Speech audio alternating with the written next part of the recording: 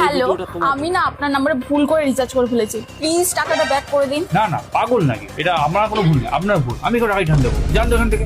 তোমরা যদি আমার মতো ভুল করে রিচার্জ করে ফেলো তাহলে কি করে রিফান্ড পাবে বলছি। তার আগে ভিডিওটা সেভ করে নাও যাতে এই ট্রিক্সটা তোমাদের মনে থাকে, আর ভিডিওটা সবার সাথে শেয়ার করো যাতে সবাই এই ট্রিকটা জানতে পারে। যদি তুমি জিও ইউজার হও তাহলে 3 ঘন্টার মধ্যে রিচার্জ হিস্ট্রিতে যাও, তারপর এখানে রিচার্জটা সিলেক্ট করো নাও, তারপর ক্যান্সেল ট্যাবে ক্লিক করো। এবার এই দুটো অপশন ক্লিক করে নাও। এবার তুমি রিফান্ডের জন্য অ্যাপ্লাই করো। এবার তুমি 100% টাকা রিফান্ড পেয়ে যাবে।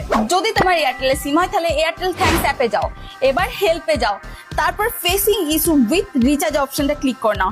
এবার রং রিচার্জ অপশনটা ক্লিক করো। এবার তোমার টাকা 100% রিফান্ড পেয়ে যাবে। আর যাদের ভিআই সিম আছে তাদের ভয় পাওয়ার একদম দরকার নেই, জাস্ট কলে যাও আর ডায়াল করো 51619।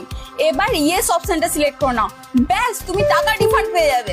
এইরকম ইউজফুল টিপ ডেইলি পেতে সিটেক বঙ্গে ফলো করো। Okay bye.